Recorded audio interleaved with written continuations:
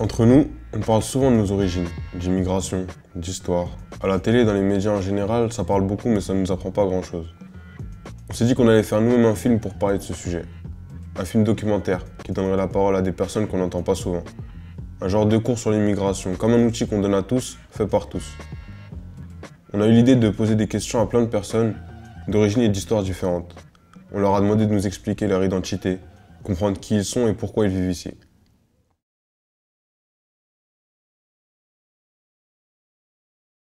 Je suis franco-béninoise. Bon, j'étais jeune hein, quand on est venu en France, j'avais 7 ans et demi. Et on est venu pour découvrir la France et pour y avoir une vie meilleure. On n'était pas pauvres au Bénin, mais on n'était pas non plus très riches. Et on avait envie de découvrir un autre pays, on a choisi la France. Je suis Montreuillois de nationalité française et d'origine tchadienne. Mes parents étaient venus en France pour finir leurs études dans les années 70. Et il y a eu une guerre civile qui a éclaté dans leur pays d'origine pendant qu'ils étaient ici. Donc ils ont décidé de rester. Ils avaient déjà 2 enfants quand ils étaient venus. Je suis né en Italie et je suis en France depuis le 14 avril 60. Mon père était un immigré économique, probablement comme vos parents à vous. Je suis parti pour vivre mieux, pour vivre tout court. Moi, je suis français puisque je suis né en France. J'ai habité en France depuis ma naissance. Donc je suis français. Après, voilà, ma famille, il y a une partie de Pologne et une partie d'Italie. Je suis arrivé du Mali, je suis originaire du Mali. Mon père, il a fait l'immigration ici. À l'époque, il est arrivé en 69. Il a pu trouver des boulots dans l'usine de Renault, à Billancourt. Il a travaillé pendant 19 ans. Et du coup, moi, je suis né ici. Mais on est grandi au pays. Et il y avait l'idée de refaire le papier, revenir en France et tout ça. Et au moment où j'ai commencé à faire les démarches et tout, c'est là où on a su qu'on nous avait retiré la nationalité française. C'est quelle origine comme origine? Malien. T'es malien? Ouais. T'es né en France? Ouais. Et tes parents, ils sont nés en France, tes parents? Non, ils sont nés au Mali. Mon père, il est venu pour faire ses études. Ma mère, elle est venue. Donc, elle a suivi. Je suis latino-américain. D'accord. Et t'es né là-bas ou bien t'es né en France? Je suis né là-bas et je suis fils de réfugiés politiques. Mes parents ils sont venus. Moi j'étais bébé. Mon père c'est un ancien militant, ce qu'on appelle les Tupamaros en Uruguay. Du coup, il a fait 6 ans de prison comme prisonnier politique. Et quand il est sorti, c'était chaud. Il a fallu tailler du pays, donc il est parti avec moi, bébé et ma mère, quoi. Je suis d'originaire du Mali, plus précisément de la région des Cailles. Je suis venu en France d'une part, c'est chercher de quoi à m'en sortir déjà financièrement et aussi aider mes parents qui sont restés en Afrique pour qu'ils puissent avoir de quoi manger tous les jours et s'habiller et dormir sous un toit. Et j'ai vu que la France était plus proche de moi que plusieurs pays au fait. Donc parce que d'une part je parle déjà le français et d'autre part c'est mon ex-colonisateur. Je suis né à Paris, je suis arrivé à Montreuil en 85. Alors mon père il est venu pour fuir la dictature du Portugal. D'accord. Avec ses parents. Et t'as dit qu'ils sont venus clandestinement? Pour mon père il est venu clandestinement, mais du côté de ma mère, comme ils étaient d'Algérie, donc liés à la France, ils avaient des papiers français, donc ils ont pu venir en France normalement. Moi je suis d'origine indienne, je suis né en Inde et j'ai été adopté par une famille française et je suis arrivé à l'âge de 1 an quand j'étais bébé en France. Il y a une fraction dominante qui est lorraine, disons, vosgienne même, mais il y a aussi des origines diverses, non identifiées. Vous savez, quand on voit dans un arbre généalogique, fils naturel de... En fait, j'ai pas trop choisi parce qu'en fait, arrivé en France, j'ai commencé en fait l'athlétisme ici. Donc j'étais française directement, donc j'ai choisi de représenter la France. Donc j'ai pas eu le choix entre le Cameroun et la France.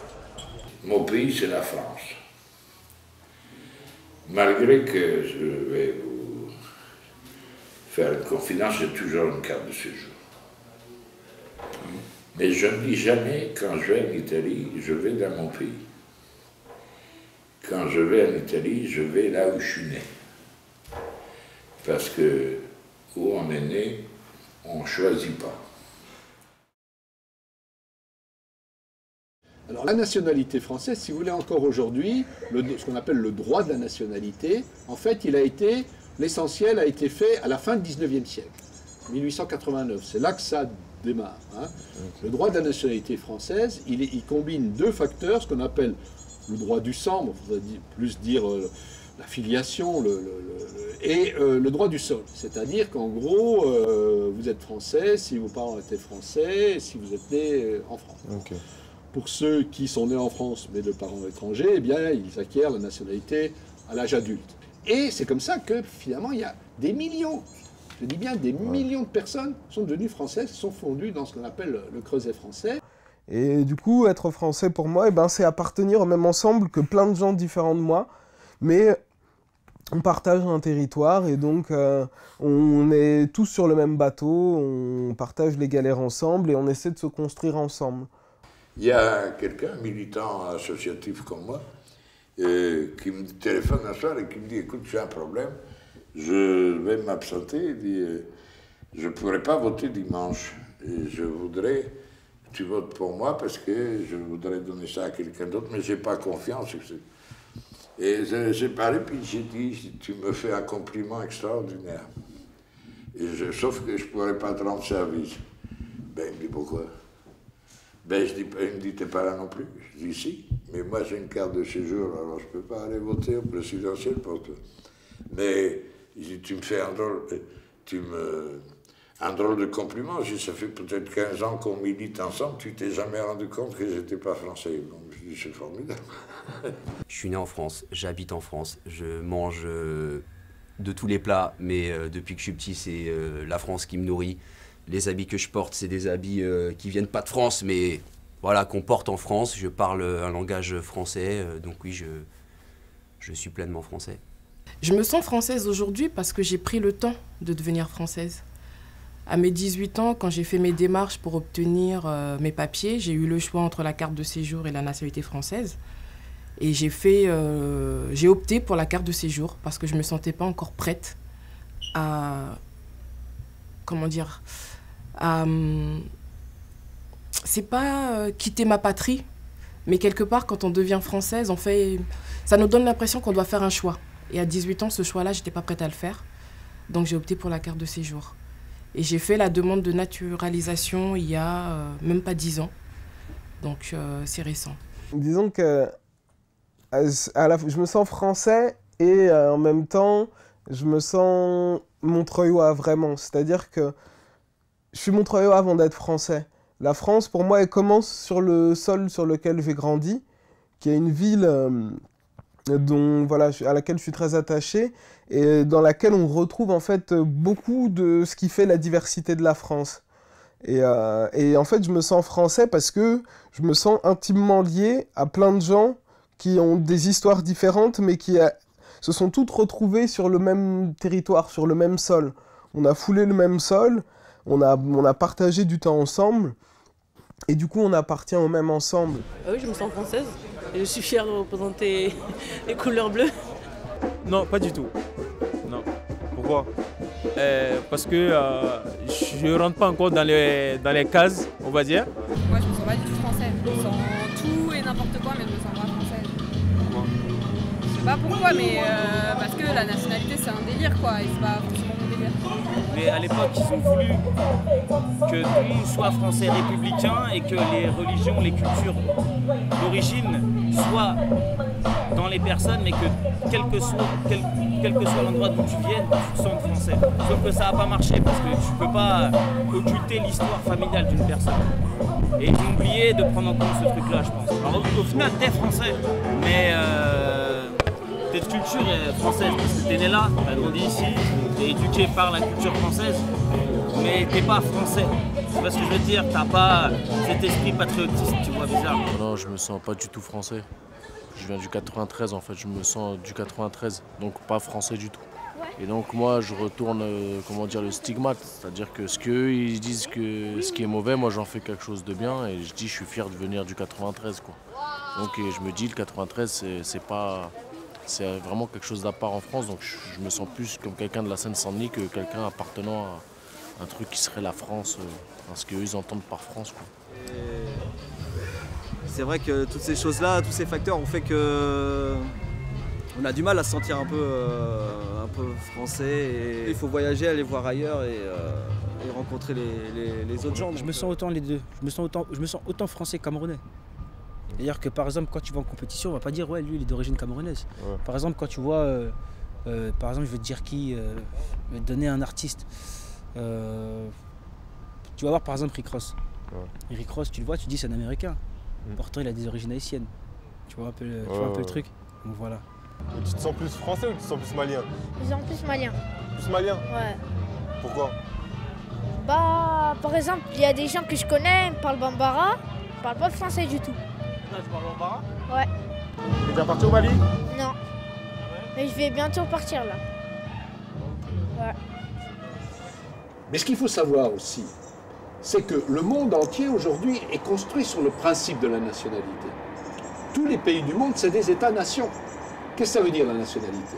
La nationalité, ça veut dire que si vous avez la nationalité, l'État dont vous êtes ressortissant, comme on dit, doit vous protéger. Vous ne pouvez pas être expulsé. Si vous êtes étranger, vous avez toujours cette épée de Damoclès. Un étranger, il est toujours dans le risque d'être renvoyé, expulsé. Même s'il a travaillé là, même s'il a, vous voyez, depuis 10 ans, etc. Donc il y a un principe discriminatoire qui existe dans le principe de nationalité, mais le monde est organisé comme ça. Donc il faudrait espérer des changements, un État mondial pour changer les choses, mais nous sommes encore confrontés à cette logique discriminatoire liée à la nationalité.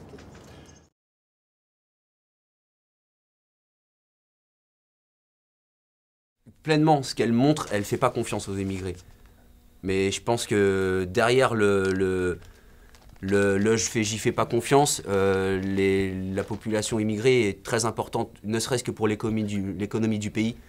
C'est une population qui apporte énormément, mais elle est souvent, très souvent stigmatisée à tort. Mais ça, je pense que les médias y jouent aussi un rôle assez important. Il est un peu trop facile de montrer 2 ou 3 individus qui font une bêtise et de dire voilà, ça c'est les effets de l'immigration. Je trouve que c'est un peu dommage. Quand ça va pas bien, quand il n'y a pas de boulot, quand il y a... Alors on a toujours tendance à chercher à qui on peut faire porter la faute, quoi. Et c'est souvent la faute à l'immigré, c'est souvent la faute à celui qu'on disait tout à l'heure qu'on ne connaît pas, qu'on connaît mal, qui n'est pas de chez nous. Moi, j'aime pas le mot immigré, hein, je le dis tout de suite, moi je dis immigrant. C'est le mot américain, immigrant. Immigrant, c'est une connotation positive. On dit immigrant, ça veut dire les gens qui contribuent à faire un pays. Vous voyez, donc c'est important aussi dans ces questions-là, l'enjeu du vocabulaire. Hein, dans les représentations qu'on construit de l'autre, tous ces mots-là sont importants. Pour travailler sur des questions comme ça, il faut avoir quelque part une révolte. Il faut avoir envie de se battre contre des gens qui vous ont humilié. Si vous voulez. Forcément, au niveau de l'emploi, on vous ferme des portes. Au niveau du logement, on vous ferme des portes. Au niveau des administrations, parfois on vous rit au nez. Donc oui, c'est pas simple d'être immigré. C'est pas simple. C'est-à-dire que c'est vrai que des fois, quand tu arrives en championnat, tu as des gens qui viennent de certains pays, tu as des gens qui n'ont jamais vu de noir ou d'arabe, tu vois ce que je veux dire? Et quand je dis noir et arabe, c'est vraiment global, tu vois. Après, j'oublie pas les autres races qu'il y a. Mais tu vois, quand ils t'ont jamais vu, tu vois, ils sont un peu bizarres, tu vois. Après, j'appelle pas ça de la discrimination. Mais en tout cas, de la discrimination vraiment directe, où quelqu'un il arrive, il te dit sale truc, ou bien vous êtes comme ça, non, jamais. Quand je suis avec mes sœurs et qu'elles me présentent comme leur frère, les gens sont étonnés des fois. Ou quand pour un travail, ils voient Mathieu sur mon nom avec mon nom, un nom français.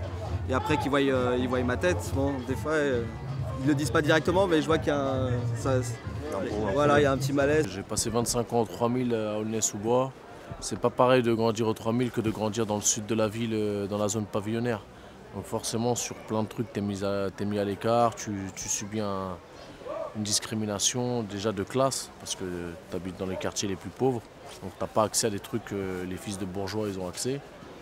Et ensuite, tu as des discriminations par rapport à d'où tu viens en tant qu'immigré, quoi. Bah, je pense qu'il y a déjà le complexe d'infériorité, c'est-à-dire de ne pas se sentir légitime, d'avoir l'impression qu'on doit faire ses preuves et qu'on part de plus bas que les autres.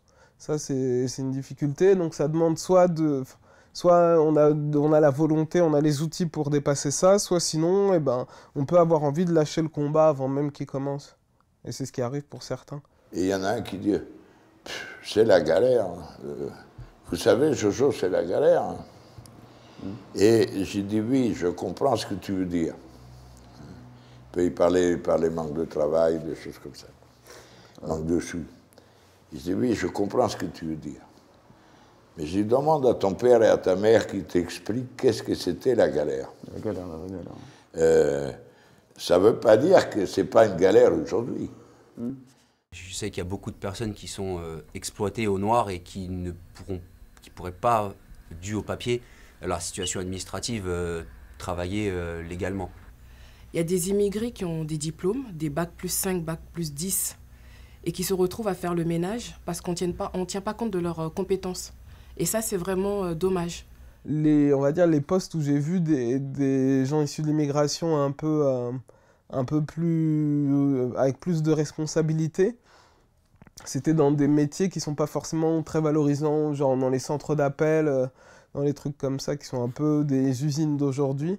Ben, c'était les seuls endroits où tu voyais des gens qui évoluaient. Alors après, je dis pas que ça n'existe pas, mais c'est vrai que c'est pas évident, que ce soit par la question des réseaux ou par la question des formations. Tout le monde n'a pas forcément accès aux meilleures études qui permettent d'accéder aux meilleurs emplois. Bah, moi, je dirais ça dépend de quelle immigration on parle. Parce que je pense que la couleur de peau, malheureusement, joue énormément là-dessus. Et qu'un enfant d'immigré italien, de par sa couleur de peau, aura en tout cas déjà plus facilement accès. Je ne parle pas des moyens qu'il y a derrière de la famille qui accompagne le jeune ou la jeune dans son parcours. Mais de base, oui, il y a un facteur de couleur de peau qui fait que malheureusement, on ne voit pas beaucoup de personnes de couleur dans les grandes écoles et encore moins quand on regarde un petit peu la politique, il n'y en a pas beaucoup. Donc après, j'aurais du mal à répondre le pourquoi vraiment, mais je note cette différence en tout cas. C'est pas tous les immigrés qui sont à la même place. On les parque dans des quartiers où le niveau scolaire, malheureusement, est bas, où les enseignants sont débordés et ne vont pas au fond du programme scolaire. Donc forcément, quand ils arrivent à un certain niveau d'études, ils pourraient poursuivre, hein, mais le niveau qu'ils ont acquis est tellement inférieur que ça devient compliqué. Après, j'ai l'impression que certaines écoles sont réservées à une certaine élite, donc forcément pas aux enfants d'immigrés de classe moyenne. Parce que c'est des circuits qui se déterminent de plus en plus tôt, en fait, les parcours de vie. C'est-à-dire que tu vas aller dans une grande école parce qu'avant ça, tu auras été dans un lycée qui a une cote suffisante pour être pris dans ces écoles. Pour rentrer dans ces lycées, il faut déjà venir d'un collège lui-même qui a une cote suffisante ou avoir un dossier qui te permet de pouvoir y prétendre. Et du coup, la ségrégation, elle se fait de plus en plus tôt. Et si il n'y a pas justement les parents qui vont faire quelque chose pour sortir de ce circuit prédéfini, c'est pas évident d'arriver jusqu'au bout du chemin. Il y a un nombre important d'enfants, d'immigrants, qui réussissent à monter dans l'échelle sociale. Plus peut-être qu'on ne le croit souvent. Et moi j'insiste aussi là-dessus parce que c'est quand même un motif d'espoir.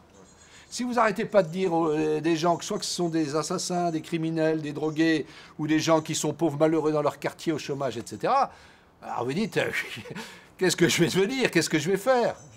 Ça donne pas envie de se battre. Ça change, oui, parce que parce que les générations passent, tout simplement, et que même si c'est à la marge, à chaque génération, il y a des gens qui arrivent à avancer un peu plus loin, qui changent un peu les mentalités dans leur monde professionnel et puis qui ouvrent des portes à d'autres profils que les profils qu'on a habituellement. Qu'est-ce que c'est que l'immigration? Quand on parle d'immigration, qu'est-ce que ça veut dire? Ça veut dire deux choses. Un déplacement de personnes dans l'espace et le franchissement d'une frontière. Si vous voulez, si quelqu'un qui habite Marseille vient à Paris, on ne parlera pas d'immigration. Hein. Pourtant, il y a un déplacement. Ce qu'il faut, c'est le passage d'une frontière. Donc, devenir étranger, au point de vue juridique. Vous voyez, c'est ce passage. Bon. Waouh. Et vos questions, elles sont très pertinentes. Elles sont super pertinentes, mais il faut les préparer avant, parce que moi je vous ai sorti. On a observé beaucoup de choses et écouté beaucoup d'histoires personnelles. L'idée maintenant, c'est d'aller faire la même chose avec une autre ville, dans un autre pays européen, et d'observer un autre type d'immigration. Alors on a décidé de partir à Barcelone, en Espagne.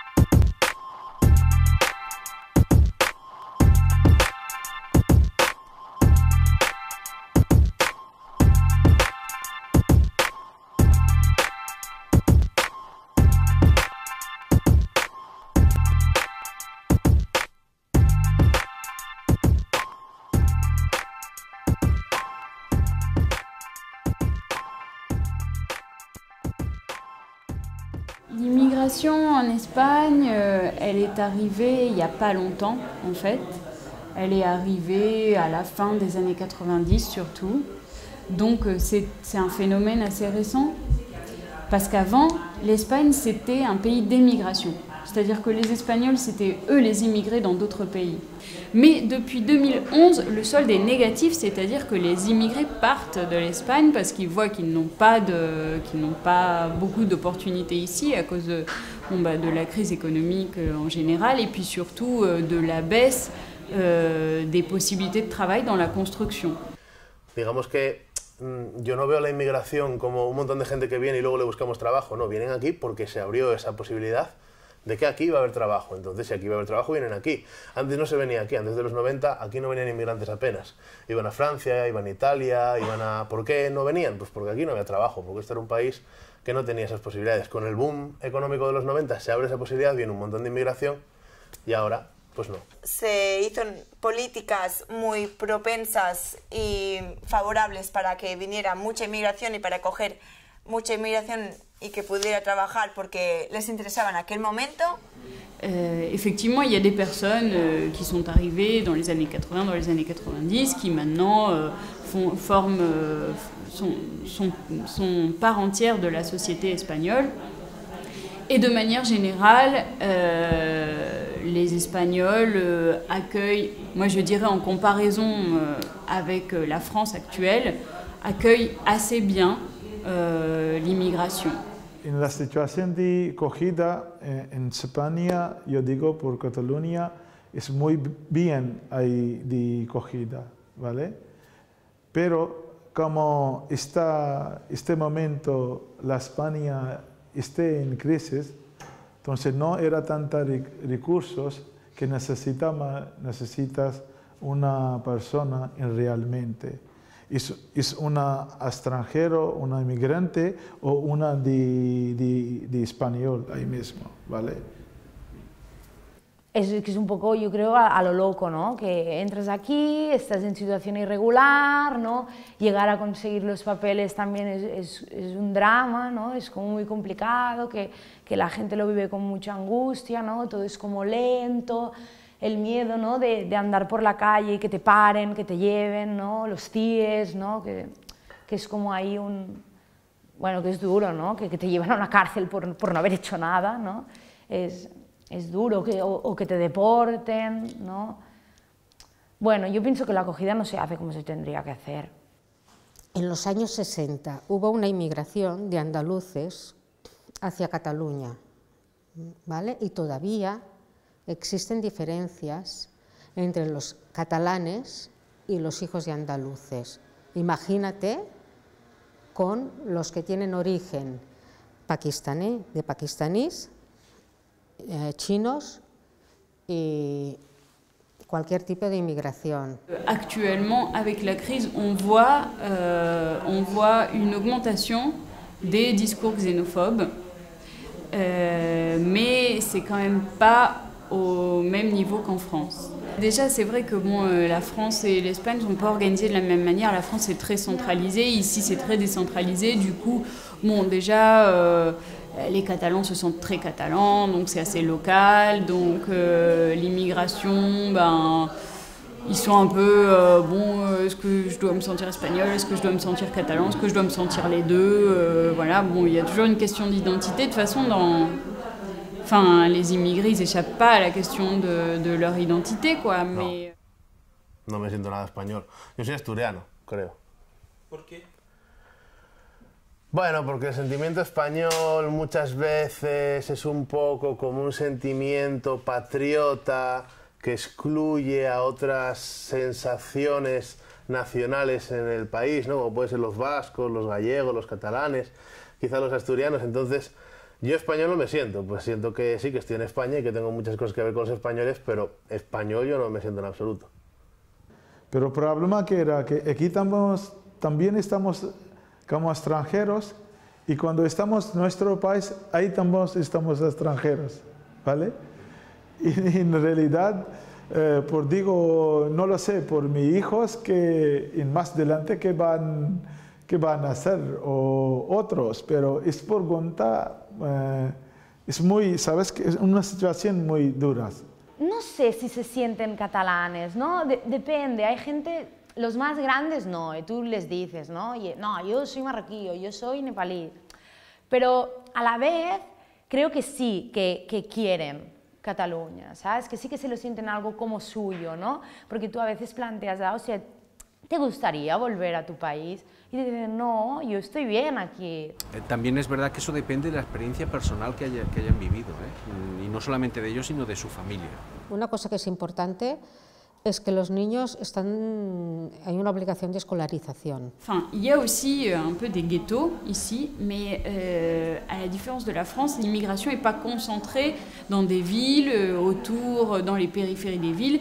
Ici, l'immigration, ben, tu peux la trouver au centre-ville, tu peux la trouver dans la périphérie, tu peux la trouver dans des quartiers chics. Enfin, ils sont, c'est beaucoup plus mixte qu'en France. Depende un poco la edad a la que hayan venido, ¿no? Si han venido muy jóvenes, pues puede que su periodo escolar les haya ayudado a integrarse y a no sentirse completamente rechazados. Si han venido un poco más mayores, no solamente no se van a sentir españoles, sino que además pues van a tener un montón de razones para sentirse cualquier otra cosa. Peut-être le fait que les Espagnols aient été immigrés pendant des années et qu'ils le redeviennent de nouveau, ben, peut-être que ça les rapproche d'une certaine manière des immigrés qu'ils ont eux-mêmes dans leur pays, alors que les Français, ben, ils n'ont jamais vraiment eu à vivre ça, quoi. Du coup, je pense qu'ils ne comprennent pas, quoi.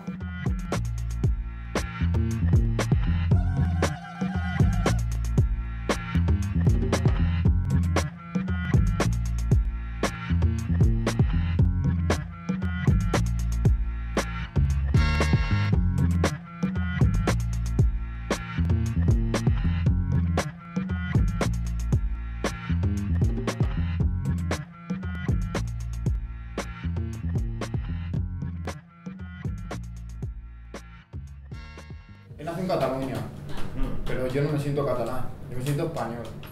O sea, esto de independentistas y todo esto no me va al rollo, ¿no? Sí, yo te veo ahí. No me va. Bueno.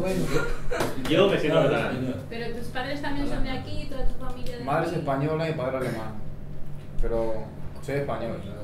I can say that I'm French, Guinean and Montreux. It's different. Es su lenguaje, su ciudad. ¿Y tú, Fran? Yo también tengo padre marroquí, bueno, mi padre es marroquí, pero yo me siento más español que marroquí porque yo tampoco tenía contacto con mi padre desde muy pequeño ni nada y pues yo soy español, yo me siento español. C'est à couteau. Sí, español. Est-ce que tu te sens français? Oui et non. Explique. Si et non. Sí, no. Bah, déjà, je suis mauritanien. parce que mes deux parents sont mauritaniens. Je suis français parce que je suis né en France. Et quand je suis en France, je ne me considère pas tellement français parce que, à cause des préjugés, tout ça, et du racisme un peu. Es que llevo aquí 8 años, casi 9 ya, y llevo 4 o 5 sin ir. Entonces, no sé cómo. Sin volver, entonces no sé cómo decirlo. Si digo que me siento de aquí, ¿cómo sería? Como, no sé. Pero mis raíces son dominicanas, toda mi familia es dominicana, no hay ninguna española. Pero ¿qué te sientes más española o más dominicana? Es que estaba 50-50, 8 años allí y 8 años aquí. Entonces naciste Entonces es mitad y mitad, no sé. ¿Naciste ahí? Sí, nací allí y vine con 8 años y ahora tengo 16. ¿Y tú cuánto tiempo llevas aquí? 8 años. 8 años. ¿Y de dónde dices que eres? De Guinea. De Guinea. Bueno, ya lo ha dicho cuando le hemos preguntado. Es de Mira, Guinea. has nacido ahí, ¿no? Sí, aparte de eso, no hay manera de que me saquen eso que llevo dentro. No creo que nadie quiera hacer eso contigo. No, lo digo en el sentido en el que no... Cuando estoy aquí no es lo mismo, no me siento igual que como me sentiría en mi país. Me siento francés y marroquí, porque mi padre y mi madre son marroquí.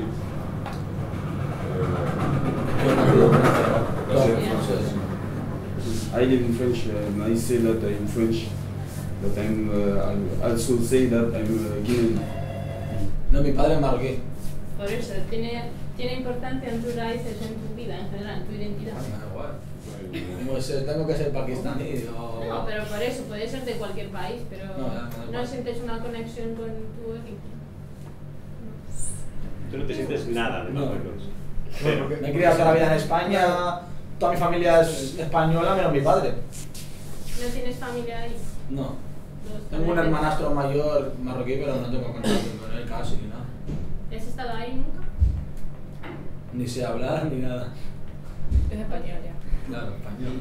Hay gente que sigue viéndolos en la calle y cualquier tontería, pero igualmente te sigue mirando mal, o cualquier cruce con esa persona te comienza a insultar, a diferenciarte de color, de raíces, de todo. Entonces, racista. ¿Por qué no te sientes española? Porque tengo la sangre de David. ¿Sí? Porque tu origen es boliviano. Claro, porque mi familia es española. Sí, no tiene familia en España, pero tiene... Seguirá habiendo gente con esa mente tan corta que... Sí, porque yo estaba en un hospital y había un señor que se estaba muriendo, tenía sonda y todas las cosas colgando en primer y dijo, negra de mierda, lárgate a tu país, ¿sabes? O sea, no tiene nada que ver la edad total. ¿Qué es lo que hace que mi opinión sobre los africanos, por ejemplo, cambie en función de si soy Eto'o o de si soy... Porque está ayudando al país o está ayudando a... ¿Quién Eto'o está ayudando al país? Bueno, está... Ahora me sale, Eto'o cobraba 10 millones de euros al año. Ya, se lo regalaban. Eso es un tipo de esclavitud, ¿no? Aunque le pagan mucho, pero como que los van vendiendo ya dependiendo de lo que saben hacer. En plan, eres muy bueno en el fútbol y así, cuando en ese momento, cuando es alguien, sí que vale, que no eres racista, pero como que lo diferencian por utilidad. Tengo una pregunta a ellos, los cuatro. Si se sienten mal o ofendidos cuando les llaman negros. No sé si le llaman negros. O sea, ellos que son negritos, ¿sabes? Là en fait c'est... moi en tout cas, là j'ai la flemme de parler en anglais. Là en tout cas moi c'est un truc travail négro, ça me dérange pas, tu sais pourquoi? Parce que c'est un truc qui s'est passé il y a longtemps et que maintenant quand on utilise négro en fait on rigole plutôt. C'est entre nous en fait. When you don't know the person is white, it's more an insult. Si, je jure que si. Ah oui, il y a Raphaël, il est dans la rue et tout, il dit wesh négro. Tu dis rien, t'es là comme quoi, tu dis tranquille et tout. En tout cas, c'est un partout, il arrive, tu dis ah ouais, c'est ce que je dis. Yo no conozco a Futi, ¿vale? Imaginaros que yo tengo que quedar con él, ¿sí? Y tú me tienes que explicar cómo es. Pero en español negro es la color. En francés no es la color. No siempre. Depende de cómo lo dices. Yeah, but it's the same word. Es la misma Es la misma palabra. Sachant qu'il est déjà passé là, c'est que déjà, entre, tu vois, personnes de même couleur, on dit pas ouais, blanc, comment ça va, tu vois, c'est pas comme ça, ça se dit pas. C'est directement le prénom. C'est là, le noir là-bas, c'est bon, on dit ouais, le blanc. C'est pas, on désigne pas les gens ouais, le blanc, on dit ouais, le blond, ou c'est pas vraiment par rapport a la couleur. Yo creo que eso cansa porque está vinculado históricamente a un insulto y a una situación determinada de la población negra, históricamente, que eran esclavos. Negro es malo o es un insulto porque está vinculado a eso. No porque esté vinculado a un determinado color de piel, sino porque como está vinculado a la esclavitud, es un insulto. ¿Podríamos ir nosotros ahí donde está Francia con vosotros? ¿Dónde está Francia? Sí. ¿Dónde está Ready, it's good. We can.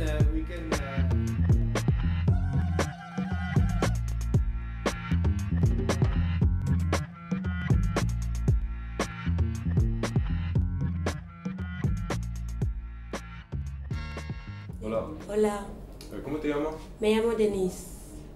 ¿Cómo y por qué llegaste a España? Bueno, ¿cómo? Llegué por avión, obviamente. ¿Y el por qué? Porque estaba enferma y necesitaba urgentemente un médico. Por eso. Bueno, llegué porque, o sea, ya tenía mucho tiempo allá en mi país y mis padres quisieron traerme aquí, pero ya, o sea, nos negaron 2 veces y por eso vine aquí. Bueno, me trajeron mis padres porque siempre se ha dicho que en el extranjero hay trabajo. ¿Qué? Y como es un país del tercer mundo, pues vinieron aquí en busca de trabajo y pues se llevaron a la familia, que la familia era yo. Porque yo vine aquí para ganar dinero, para trabajar. Yo he venido abajo del camión. Ah, sí. ¿Cuál es tu origen? Marroquí. Soy de Guinea Ecuatorial. Mi origen, dominicano. Yo soy español, en este entre. Pero bueno, mi padre es alemán. Y en Marruecos. Marruecos, sí. ¿Y cómo te han acogido en España? Para abajo del camión como chicos. En Tánger. ¿Extranjero? Sí. Ah, al principio mal, porque soy negra y es difícil adaptarse, pero ahora lo llevo mejor. Bien, o sea, al principio no tanto porque, o sea, me hallaba raro eso, pensaba que, claro, como soy de color así, pero después muy bien, con el casar y todo. Yo he venido aquí en España, pues tengo que he ido a la comisaría y le he dicho que tenéis que porque estoy menor de edad, he ido al centro de menores. Desde ahí fue a un piso de mayores de edad. Es que ese es el problema. Toda mi familia es española, pero él justamente no lo conozco. Y él es el único alemán que me toca mi sangre. Bueno, había gente que no lo asimilaba de que vinieran extranjeros y menos de color. Había gente que lo asimilaba y otra gente que no, pero la que no era muy poca. La gente que sí te aceptaba era bastante y pues me han acogido bien. Hay una última pregunta. ¿Cómo te imaginas en 10 años? En 10 años no me imagino aquí, la verdad. Me imagino en otro país o en mi propio país, pero aquí no me imagino. ¿Por qué? Porque no me siento, no soy capaz de relacionarme tanto con la gente de aquí. Pues no sé, quizá no vivo aquí en España o vivo en Estados Unidos, no lo sé, quizá profesional, quizá no, depende. ¿Por qué los Estados Unidos? ¿Por qué los Estados Unidos? Porque mi mamá, más que todo, ya ha ido otras veces, entonces está obsesionada en ir y se quiere vivir para allá, porque dice que aquí no hay vida, que esto y que lo otro, y por eso quiere irse allá, y nos quiere llevar a nosotros. Bueno, ¿aquí o dónde? Aquí no. Aquí no estaré. ¿No estaré? A lo mejor no, porque la crisis y todo eso, pues la familia quiere volver o irse a otro sitio mejor. Entonces, está como medio borroso, a lo mejor estoy aquí o a lo mejor no. ¿Dónde? Estados Unidos. ¿Por qué? Porque tengo familia allí también. ¿En 10 años? Sí. En 10 años yo que sé, estar en otro país o ¿Por qué en otro país? Porque ahí no hay posibilidad de trabajar. Aquí no queda nada, no hay nada. ¿Por qué no hay nada? Porque hay mucha gente no trabaja, mucha crisis. ¿Dónde quería vivir? No sé, hermano. Depende. ¿Depende de qué? Depende del tiempo, de 10 años, cómo va todo. ¿Por qué no retornar en Marruecos? ¿Volveré a Marruecos? Sí, puedo volver a Marruecos. Una casa, una mujer, con hijos. ¿Hنaya? No, Marruecos. Marruecos, عايش Marruecos. عايش ما تبقاش هنايا، عايش ما بغيتش تبقى هنايا. Pero mi padre, mi madre ahí, toda mi familia ahí. No tengo aquí nada, ni familia ni nada. Pienso que quiero hacer educación social, sí, que es trabajar con los niños y ser un monitor o educador. Sí. Me gustaría mucho. Good luck. ¿Cómo? Good luck. No sé lo que es. It's like buen chance. Buen futuro. Buen like futuro. Ah, sí, sí. Gracias.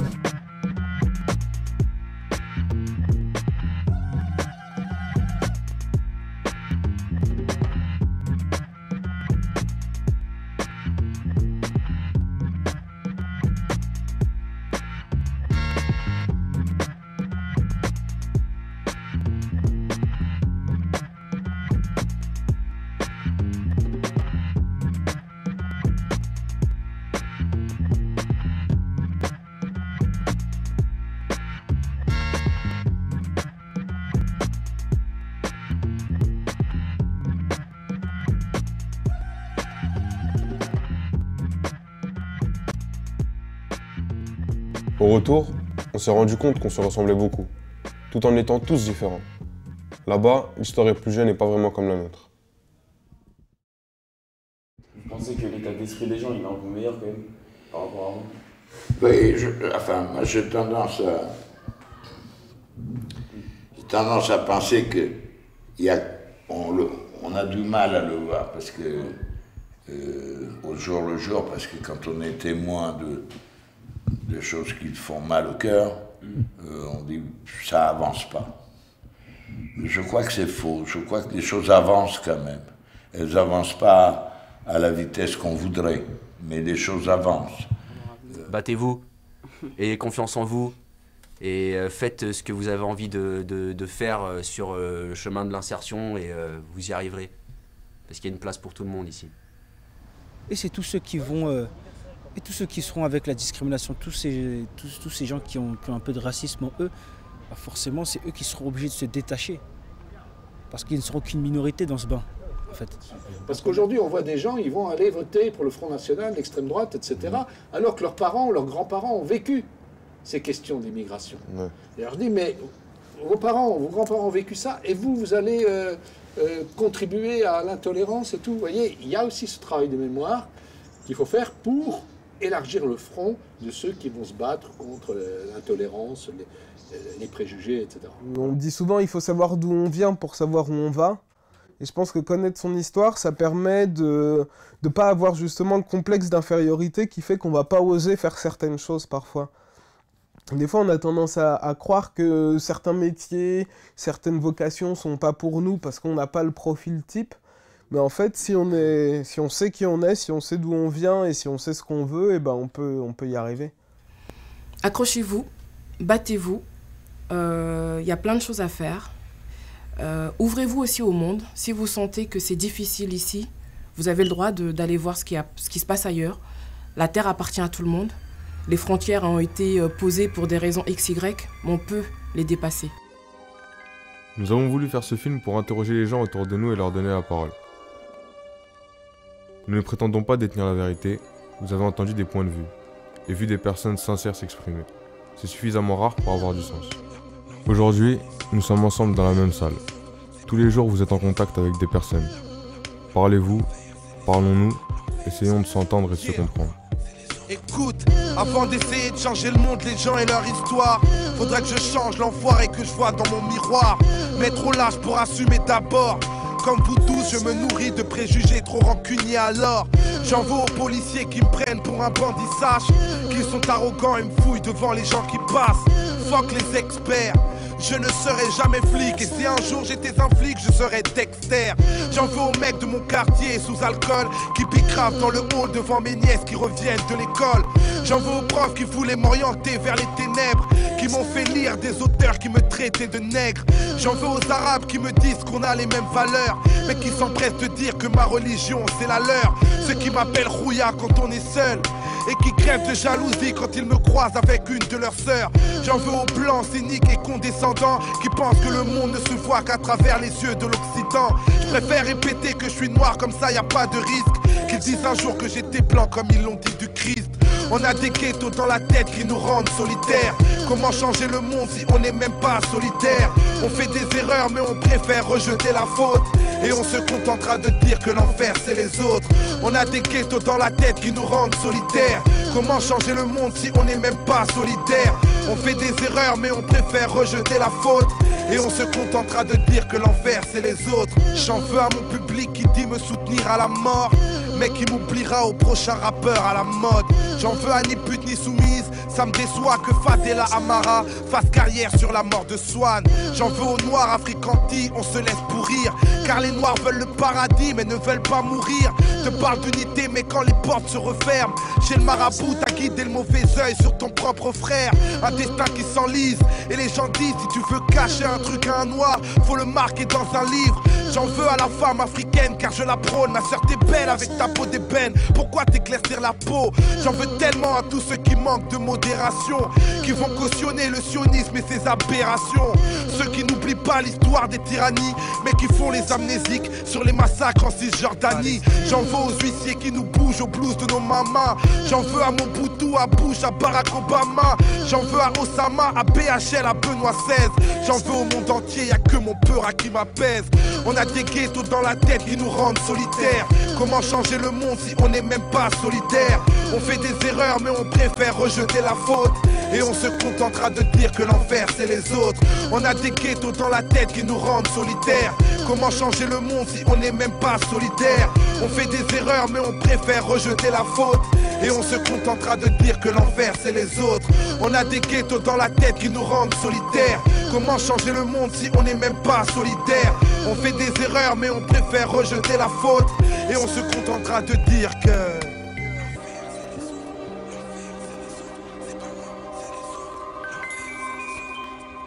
Quelle est votre définition de l'intolérance? C'est le refus de reconnaître la liberté des autres, c'est-à-dire leur droit à exister différemment. C'est bien simple. C'est une maladie de la différence. On passe de l'indifférence à l'opposition,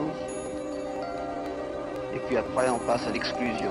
En fait, je m'en veux à moi-même entre mes crises et mes caprices. Je cache mon mal-être, dissimule mes cicatrices. Et je fais l'artiste derrière un masque, car c'est facile de faire la morale quand on est planqué derrière un mic.